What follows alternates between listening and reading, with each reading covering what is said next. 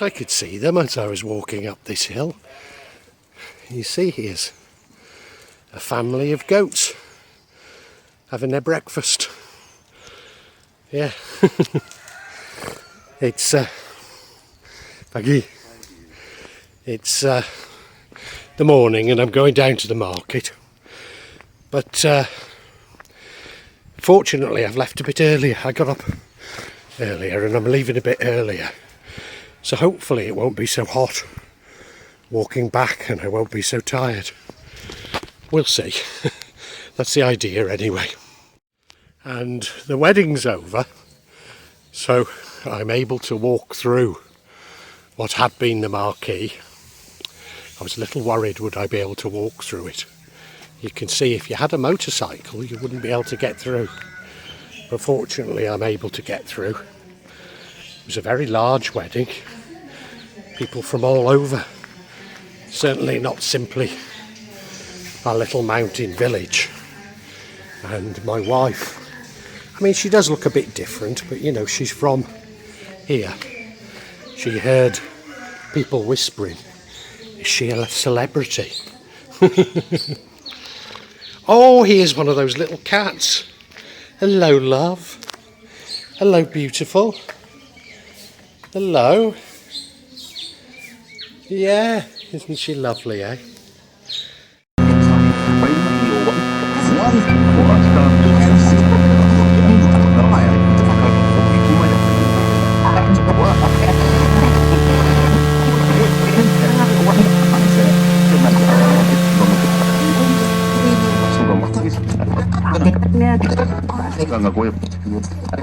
So, a lot has changed since the last time I recorded one of these, and that is that today, inshallah, I should be getting the inheritance from my parents. Over 2 years since my mother died, and probably almost exactly 2 years from when I appointed a local solicitor to take over my power as executor, because I simply couldn't do it from Indonesia. And therein lies a part of what I'm talking about today, and that is the UK have pursued processes and ways of doing things that simply don't work if you happen to live in Indonesia. What do I mean by these processes? Well, they first of all went over to call centre technology, and you know, we had to phone people in India.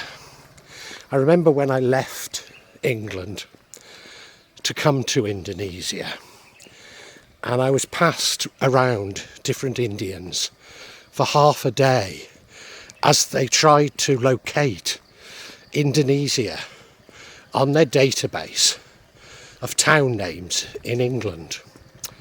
I think the main problem was that every time I said that I was emigrating, they had no idea what I was talking about. But that technology has now been pushed over to artificial intelligence. So all that was wrong with it has been multiplied.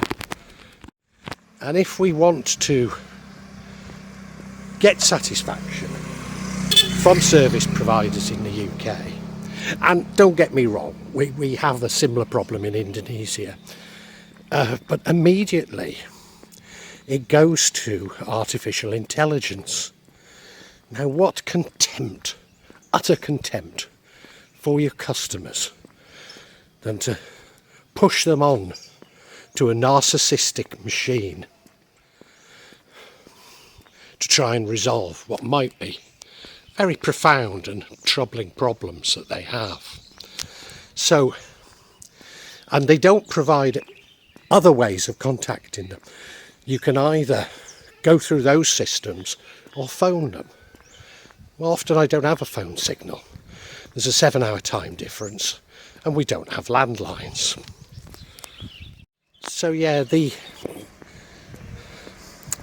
everything behind these processes reveals a massive, I mean massive, not only level of narcissism, but a massive level of ethnocentricity, that everywhere must be like the UK or is somehow backward.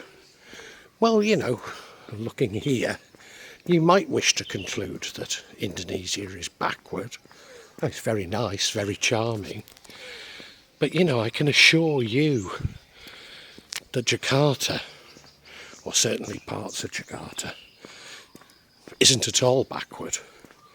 Indeed, I would argue that parts of Jakarta are well advanced of even London.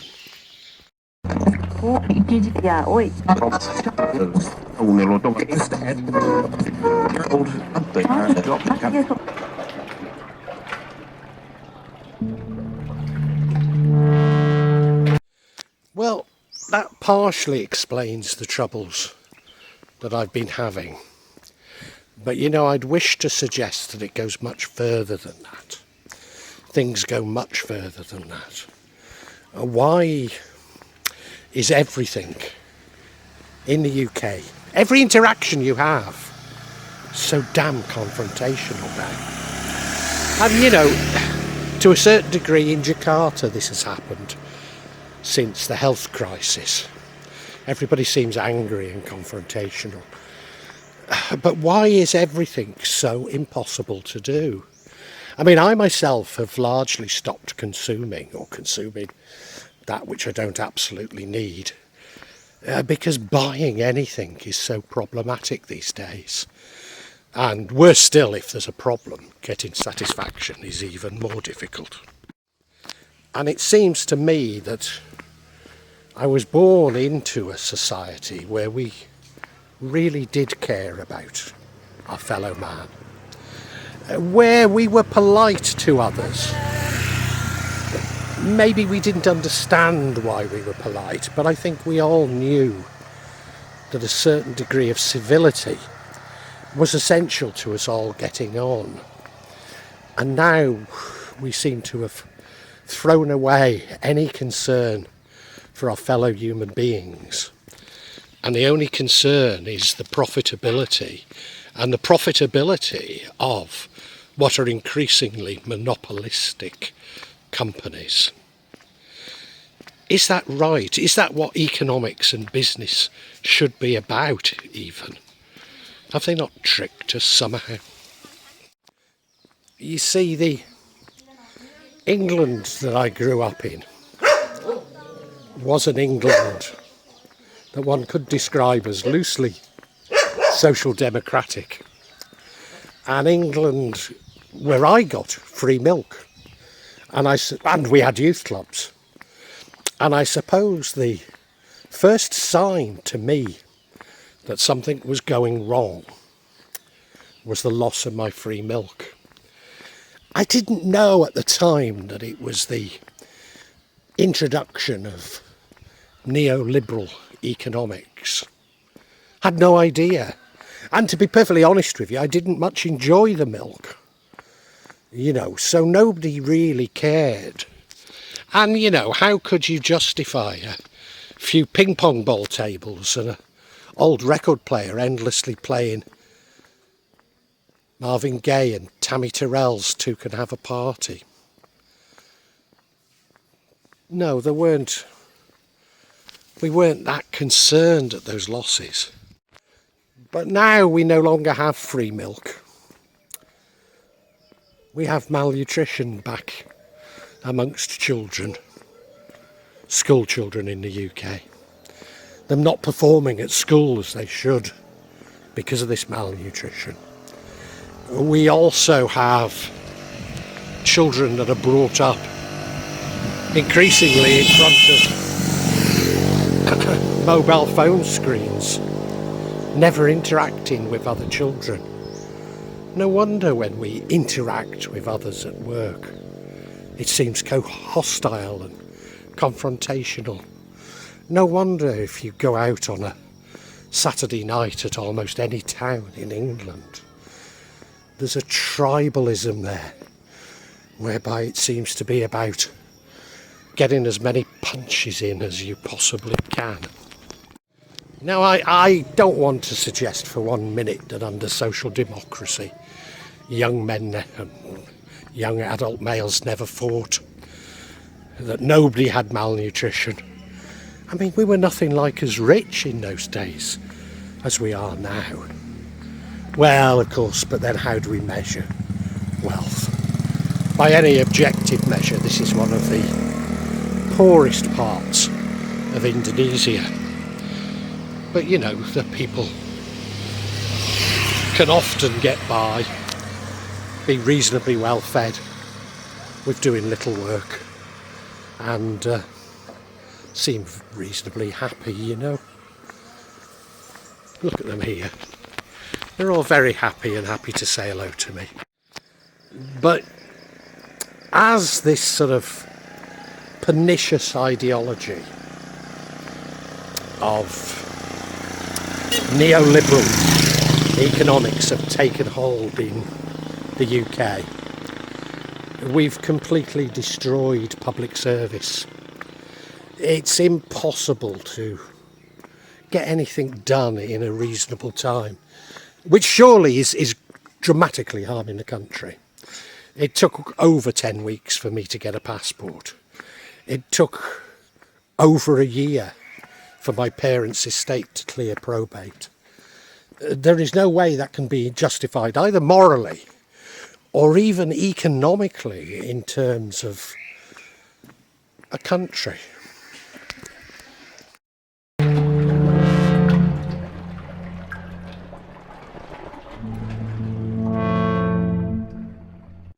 And maybe I should turn to the NHS, the British Health Service, the cornerstone, really, of social democracy.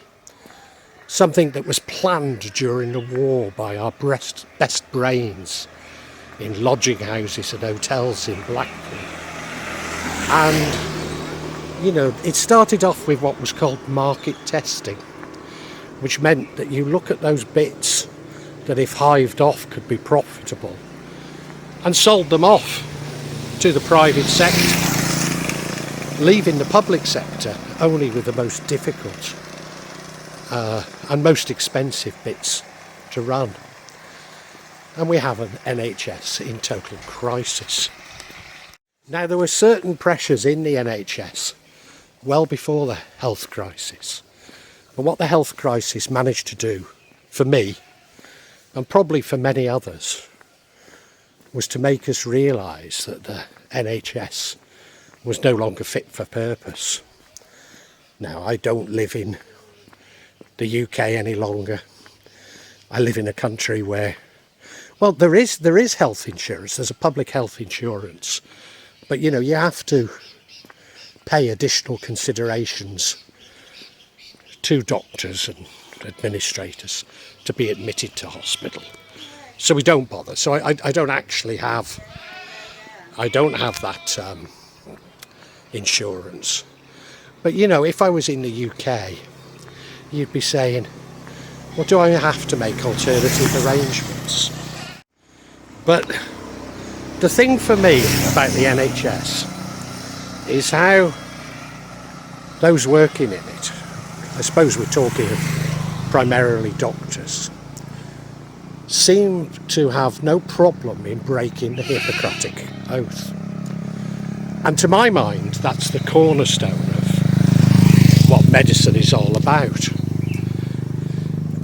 And I think this is the bigger point, that this social democracy was policed, if you like, by a wide dispersal of power and authority amongst people who were professionally qualified. And of course, some got it wrong. You know, there were scandals, but nothing like today. Now, my father had always been a very active man. He loved walking into town and doing some shopping. He couldn't quite walk up the hill to go home. But, you know, he loved going into town. Maybe in part it was to get away from my mum, because she did used to abuse him somewhat. but he loved going into town. The other thing is, having been brought up in the war years, both of my parents were make, do and mend types. So my father's clothing was now very ill-fitting. But, you know, he'd gone through knowing that his clothing was too tight on him for a time, and then everything was too loose, so he wasn't going to buy any more. I guess you might say my dad looked a little bit like a tramp. I think that would be cruel, but some might say that. You know, he was 93 for God's sake.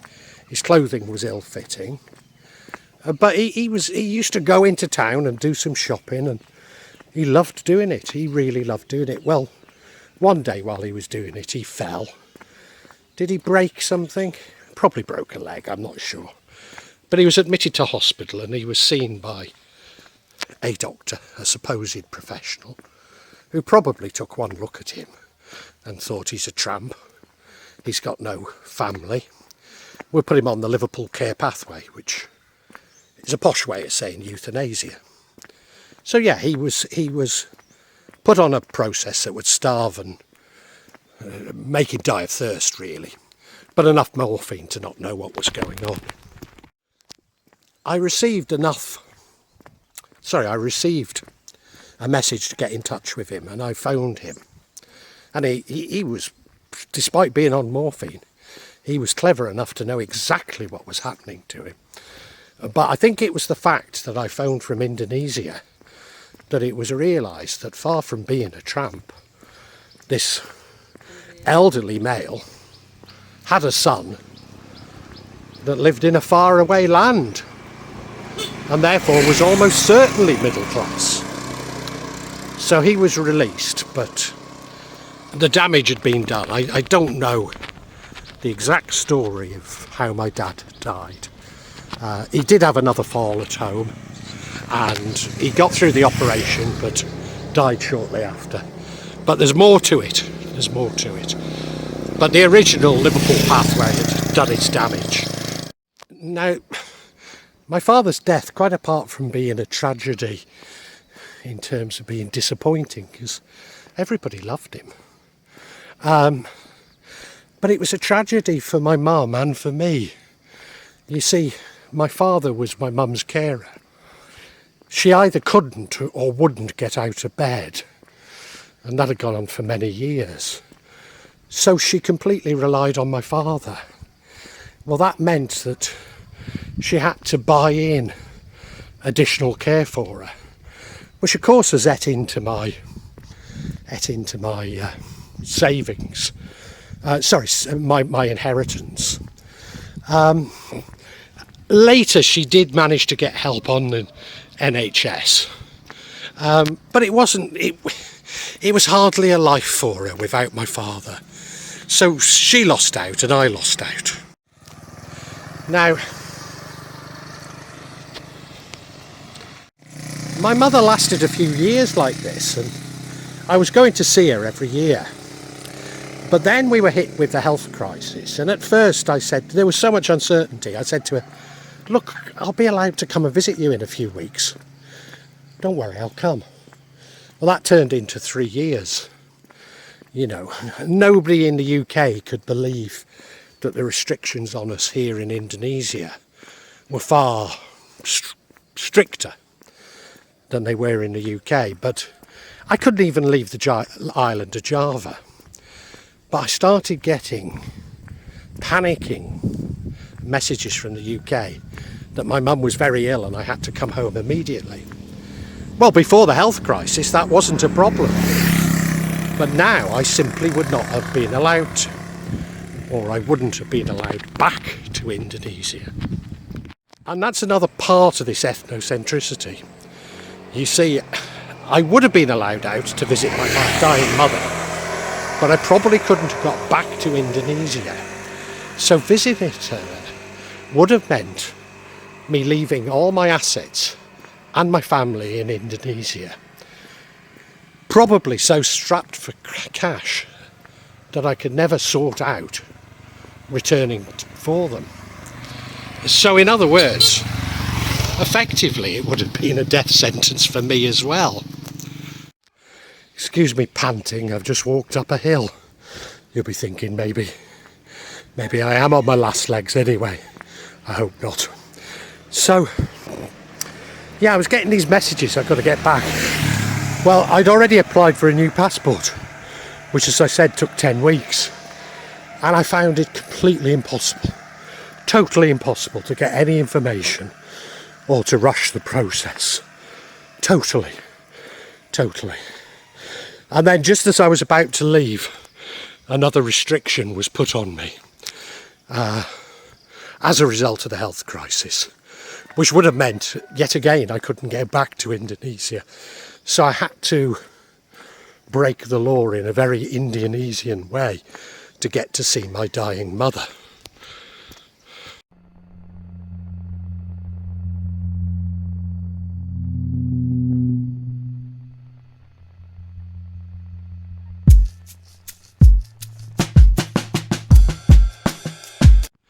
I might add that the cost of the tickets had gone up by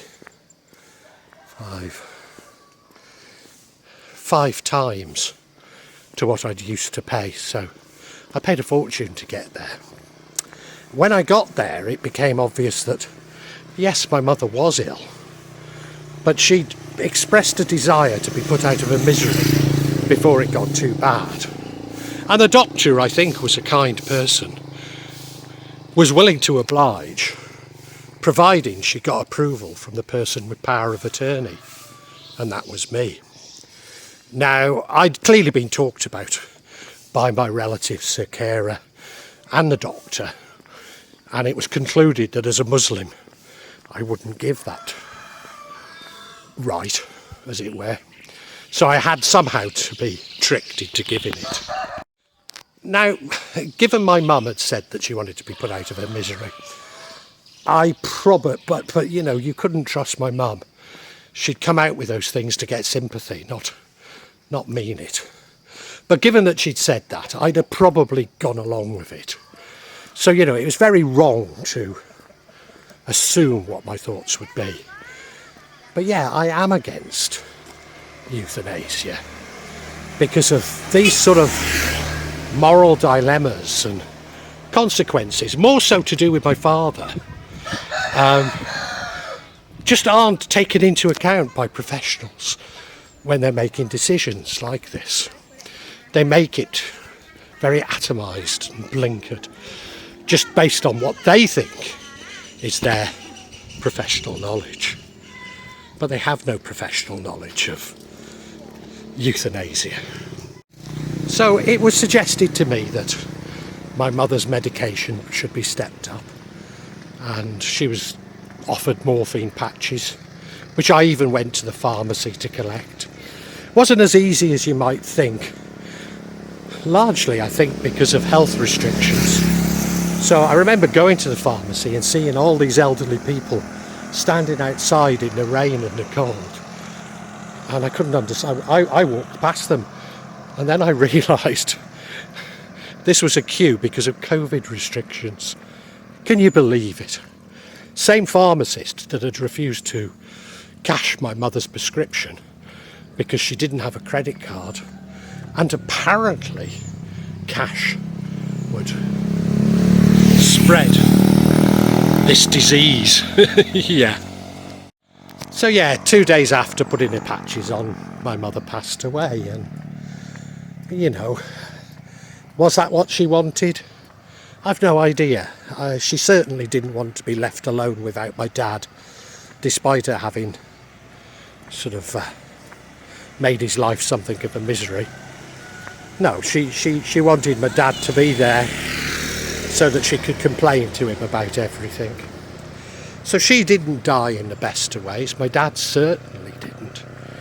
And that was all due to this wonderful organisation that had been created, as I say, in Blackpool during the war. But now the professionals in it seem to have forgotten about their Hippocratic oaths. There's something wrong, isn't there?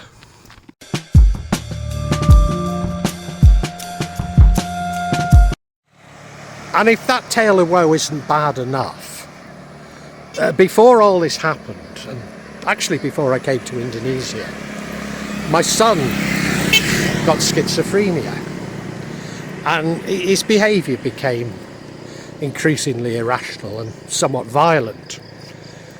Anyway, well, I don't want to go too much into things, but essentially it was made clear to me that it was better if I left for Indonesia and left him in the care of his mother, which is what I did, somewhat reluctantly and somewhat gladly, I have to admit, because my life hadn't been great in England, and I'd got my wife the person who's now my wife, that I wanted to be with. But at a very difficult time for me, when my wife had her own psychological problems. Well, she went completely mad, and she had the mind of a child. So while that was going on, I was getting frantic phone calls from my son requesting money, and I was sending what I could. But to be honest, well, I suppose we're talking of about $50,000 that I sent him in total over the years, you know. But yeah, $50,000, which has made me extremely short of money until this recent money that we're talking about, my pensions and this inheritance, came through. And you know, I'm back in touch with him now. We lost touch because I said I wouldn't send him any more money. And unfortunately, during that time he'd been sectioned and again been in for about a year, had his money stolen by administrators in one of the hospitals, and I do believe my son, he might be schizophrenic, but he's extremely clever and articulate. So he'd certainly been through it. He'd been sleeping rough. All horrors that a father never wants to hear about their son had taken place. But yeah, I'm back in touch with him now, and we seem to have a good relationship. He's far from right though. So now I'm speaking to him, I found out that he was desperately short of money. Why was that? Well, he was getting what's known as a PIP. That's money because he was schizophrenic. But he couldn't claim, I think it's called supplement.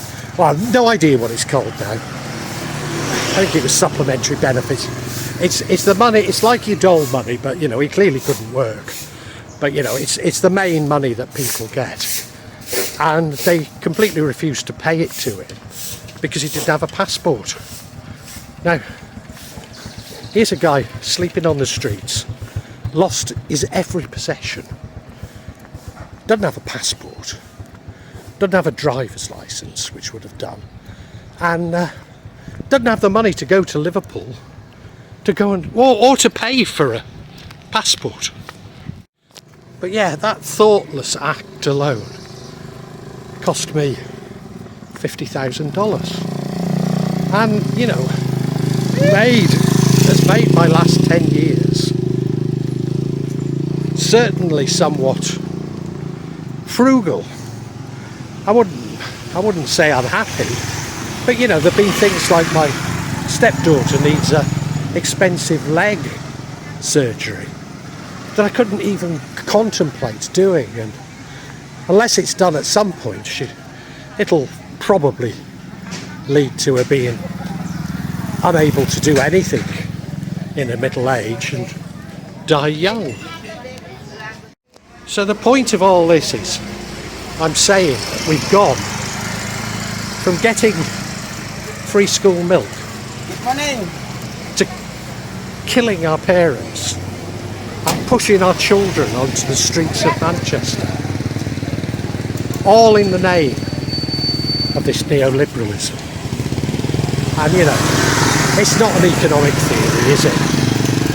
It's a philosophy. It's a philosophy of hatred towards the common man. It's not about doing things efficiently. It's about turning young men out onto the streets and keeping old people from having a natural death.